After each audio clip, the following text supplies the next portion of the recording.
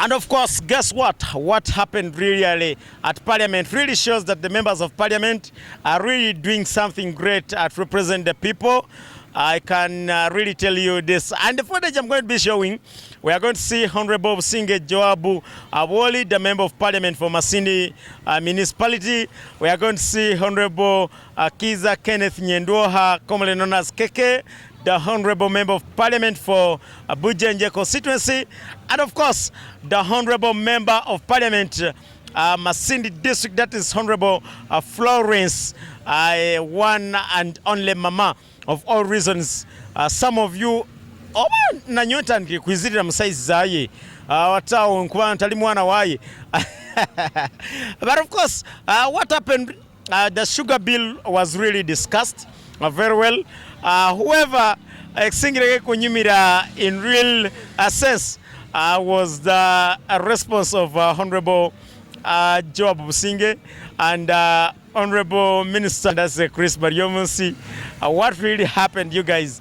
I think you have to watch this and also understand or see what really happened, guys. Members of Parliament really did the best, and from there, they discussed a lot of issues. However, some points at one point they were told to withdraw some statements, but as usual, you know how politicians behave. They have to play it cool the other way around, and of course they did it to the best capacity as we expected it. And the way they communicate to us when they are in Masindi sometimes is the way they act and behave on the floor of Parliament. Ladies and gentlemen, what do you expect? Honorable Singe discussed a lot. Actually, I did see Honorable Aled Akugiziwe, the Member of Parliament for Bururi constituency, but I'm sure he was present in the House. Just maybe he didn't get an opportunity or chance to speak on the floor because he has been bringing on a lot of points. As I said, TTV Uganda, we are not political unless at an individual level. But if it comes to the side of broadcasting, we have to give everybody either in his or our own capacity or in the other section where it belongs. So we don't mind whether you are NRM, whether you are FDC, whether you are National Indie Platform, whether you are JEMA, whether you are DP, as long as the matters are for national importance. And we have followers, by the way, those who like TTV, but they are not part of political. And they also like those members of Parliament, or they like those personal individuals in those different political parties. But guess what? At the end of the day, we have to speak and we have to bring for you what they're always speaking. Let's check out this clip and watch what the members of Parliament said. And guess what? We are here and we are everywhere. Bunyoro's favorite online television, TTV Uganda. We are everywhere. Honorable Joab from Bunyoro, you also grow sugarcane. I'm going to allow you. Right Honorable Speaker, I want to thank you for that observation that sugarcane is not a Busoga issue. It is a Bunyoro and a national issue. Myself, I have a number of unanswered questions. We are seeking, or we are trying to amend the Sugar Act of 2020, which, as far as I know, was never operationalized. There were no regulations to operationalize it. We are seeking to replace the board, for example, with the council and so on, whatever reasons we are giving here. So I don't know what informs the ministry and government to cause an amendment of a law that has not been tested. What is the basis of this defect? That is something that has been puzzling me. And I think this year, or towards the end of next year, the end of last year, many of us got communication also from the president addressed the prime minister in regard to the sugar industry. And the president was mainly addressing the issue of zoning. So the law was never implemented. The president is writing a letter to the prime minister. At the same time, an amendment is coming. So I really suspect is there a good motive really for this amendment? This is something I've been asking myself. Because when you study the progress of events, as if there is some syndicate going on there. Right, Honorable Speaker. Thank you. Now, Honorable colleague, the executive are the arm that is implementing these laws. You can't impute syndicate on them to propose amendments.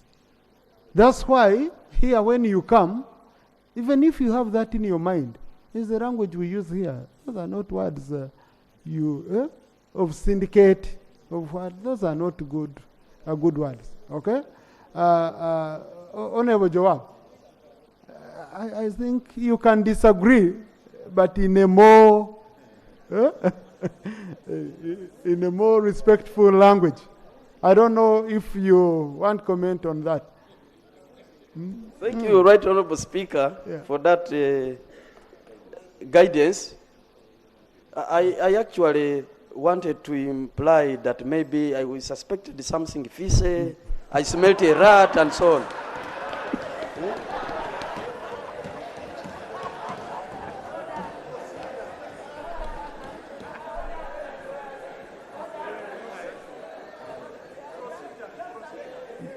Honorable Badiomunsi.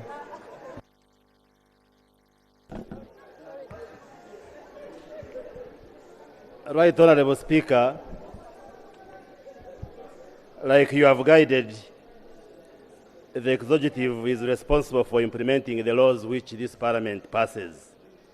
And where we find a challenge and we require the support of parliament, we bring bills here in good faith.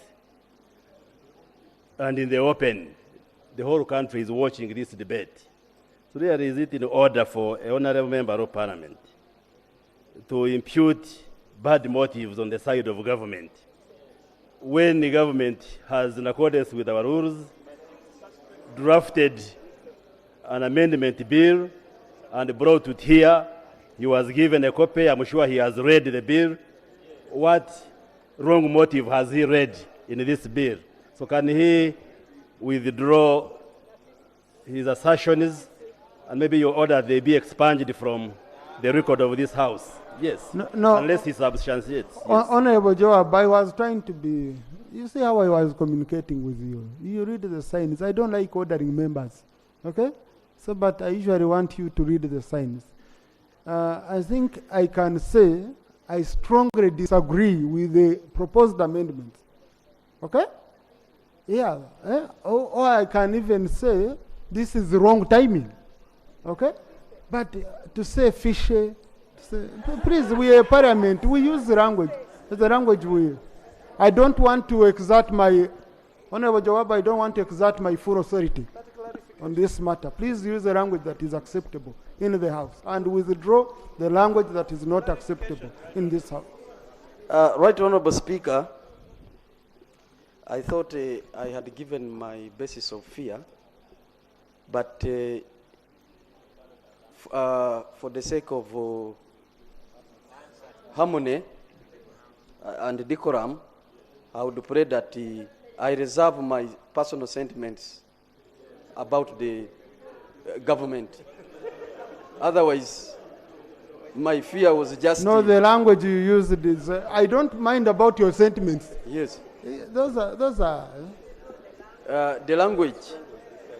So, Right Honorable Speaker, I want to withdraw the unpalatable vocabulary, but say that I disagree with the motive. I remain suspicious because I don't understand. Yes.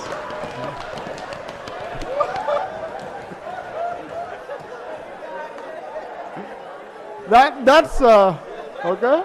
Yeah. Yeah. Thank you. I had allowed Honorable, me pick Masindi.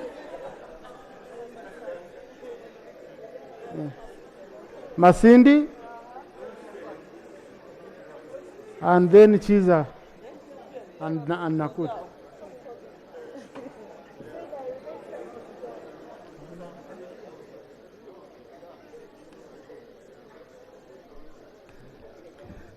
Thanks so much, Right Honorable Speaker, for this opportunity.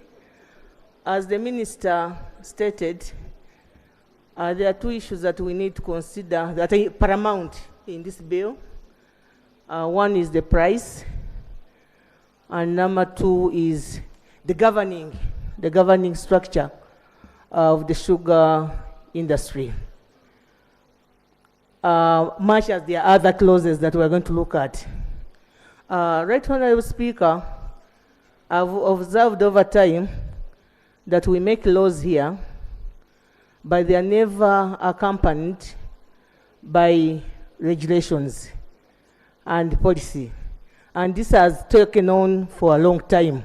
If, for example, you asked how many regulations have been placed here, for all the acts, all the bills that we have passed, you'll be surprised, Right Honorable Speaker. It is true that if we are to look at the Sugar Amendment Act, we have to look at two parties, the millers and the farmers. Masindi is one of the sugarcane growers, and we have a sugar factory, that is Kinyara Sugar Factory.